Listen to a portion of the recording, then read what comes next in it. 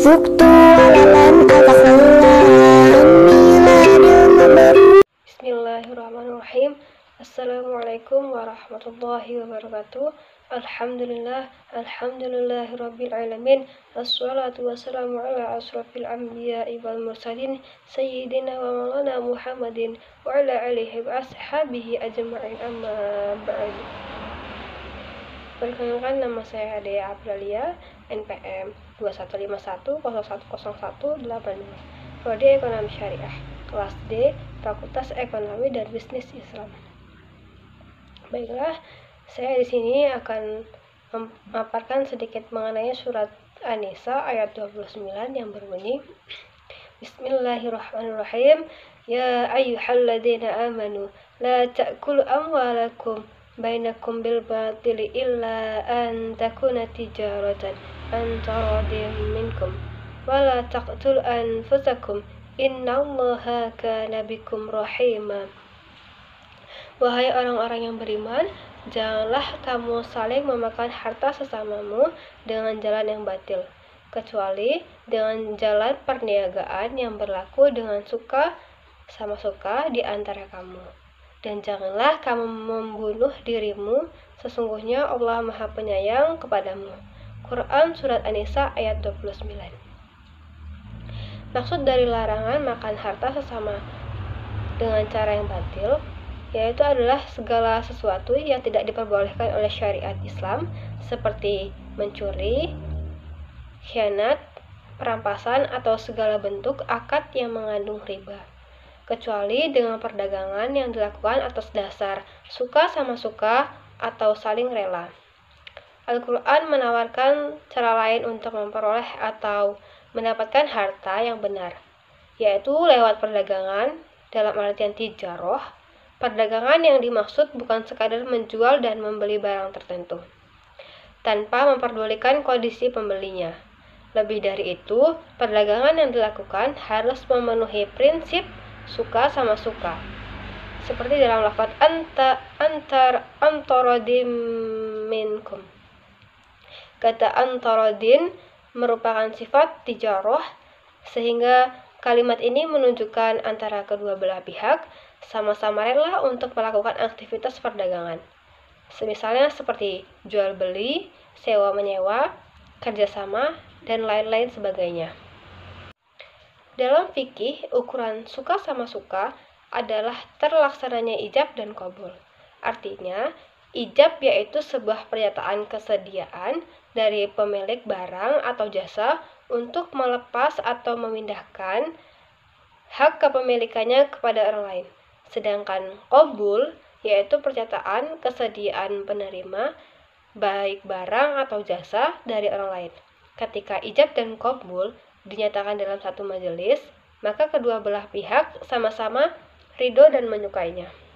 Oleh sebab itu, segala bentuk perdagangan yang dilakukan atas dasar suka sama suka diperbolehkan dan dihalalkan.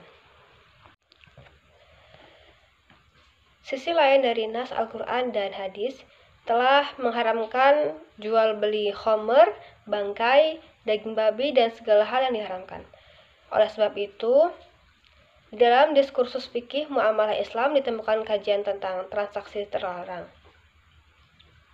Dalam tafsir ini berisi, janganlah ada sebagian kamu membunuh sebagian yang lain, kecuali dengan sebab-sebab yang dibenarkan oleh syariat Islam. Maknanya yaitu, janganlah kamu membunuh dirimu sendiri dengan cara kemaksiatan. Tidak diperbolehkan membunuh saudara sendiri seperti yang dilakukan orang-orang bodoh. Makna lain dari kata membunuh al-qatl adalah memakan harta dengan cara yang zalim. Sama artinya ia menzalimi dirinya sendiri atau mencelakai dirinya sendiri. Oleh sebab itu, Allah melarang kita untuk mengikuti hawa nafsu, keserakahan yang membuat kita terdorong untuk menzalimi orang lain. Quran Surat An-Nisa ayat 29 mengandung 3 makna. Yang pertama, bahwa siapapun yang mendapatkan rezeki dari sumber yang tidak baik, misalnya seperti harta riba atau hasil judi, harta suap menyuap, dan lain sebagainya, maka harta-harta semacam itu termasuk harta yang diharamkan dan dianggap sebagai alat untuk membunuh dirinya. Yang kedua, orang-orang yang menerima paham-paham ekonomi yang membolehkan mendapatkan harta dari cara-cara yang tidak halal dinilai telah membunuh dirinya sendiri. Yang ketiga, menyamakan semua tingkatnya dan semua ideologinya dalam suatu masyarakat akan menimbulkan berbagai pertentangan secara mendalam. Misalnya seperti orang bodoh yang menerima ideologi membatasi diri dari kesenangan dunia yang dihalalkan oleh agama dan ia lebih mengutamakan hidup miskin. Sehingga umat Islam dipandang sebagai umat yang hina dan lemah. Demikian juga dengan mereka yang menguasai harta dengan cara-cara yang batil, maka mereka termasuk ke dalam kategori yang membunuh dirinya sendiri.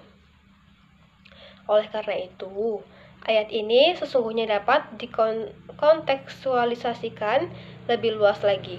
Misalnya seperti siapa saja yang melakukan transaksi bisnis dengan cara-cara yang jahat dan keji, sesungguhnya ia tidak hanya membunuh dirinya sendiri, tetapi juga dapat membunuh orang lain. Makna membunuh tidak selamanya harus diterjemahkan dengan menghilangkan nyawa. Terputusnya akses ekonomi juga dapat dinyatakan bermakna kematian. Kehilangan kepercayaan dari konsumen juga bagian dari kematian bisnis dan sebagainya. Quran Surat An-Nisa ayat 29 secara jelas melarang orang yang memakan harta sesamanya dengan cara yang batil. Larangan ini berfungsi sebagai penyelamat bagi diri sendiri dan orang lain. Karena Allah Subhanahu wa Ta'ala telah menawarkan salah satu cara untuk mendapatkan harta dengan cara yang halal, yaitu seperti melalui perdagangan. Setiap perdagangan diperbolehkan dengan prinsip suka sama suka, namun harus tetap sesuai dengan ketentuan nas-nas Al-Quran.